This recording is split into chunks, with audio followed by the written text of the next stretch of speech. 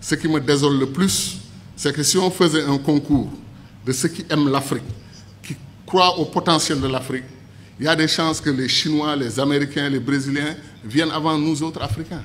Parce que ces gens connaissent, ils savent ce qui se passe en Afrique.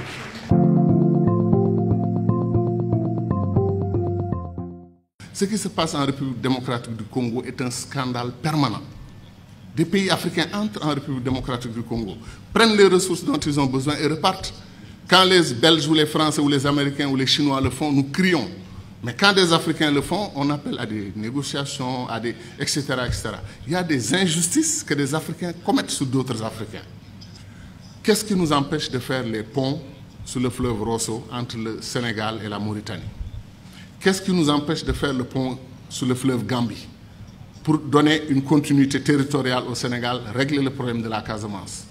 C'est pour dire que les doctrines d'intégration que nous avons choisies, après 50 ans, comme on est c'est le jour de l'anniversaire, on dit notre bonheur pour ce qui a été fait, mais disons aussi notre préoccupation pour ce qui n'a pas été fait. Kourouma, depuis 1958, dit que le barrage de Dinga au Congo peut donner de l'électricité à toute l'Afrique, régler le problème de l'énergie. L'Afrique pourra même exporter de l'énergie. On n'a pas commencé 1 centimètre du barrage de Dinga. On nous dit que le barrage de Swapiti en Guinée peut donner de l'énergie à toute l'Afrique de l'Ouest. Où en est le projet? C'est-à-dire des choses simples qu'on pouvait faire et qu'on n'arrive pas encore à faire. Pour aller en Afrique centrale, moi, je fais 4 jours. 1 jour de voyage, 1 ou 2 jours pour régler les affaires que je veux faire là-bas. Après, c'est la bataille pour le retour. La dernière fois, je suis allé à Douala. Air Sénégal a annulé son vol. Je suis resté 6 heures à l'aéroport. Et après, on m'a dit que non, Air Sénégal n'a pas tout à fait annulé. Ils arrivent. On prend 2 avions et on dit qu'on a une compagnie aérienne. 2 avions, ou 2 avions et demi, parce qu'après, on a un petit dash qui tourne, les hélices, etc. Qu'est-ce qui nous empêche de mutualiser? Air Afrique a été une très belle expérience panafricaine. Depuis qu'on l'a perdu, il n'y a rien. Comme disait l'autre, on fait de la compétition ruineuse entre nous. Un pays africain accepte, refuse de prendre votre offre pour exploiter son pétrole, votre offre de 10%, il refuse. Vous traversez la frontière, un autre pays africain vous ouvre les bras, venez prendre. Pourquoi nous faisons des choses comme ça?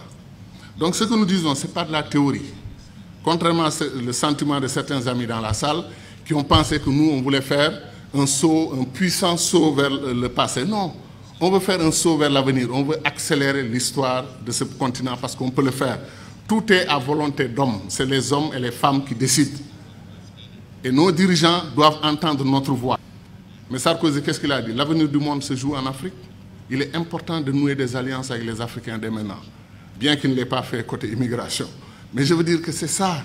L'avenir du monde se joue chez nous. On semble être les derniers à en être conscients. L'or, le diamant, le pétrole, chaque jour que Dieu fait, un pays africain se découvre pays pétrolier.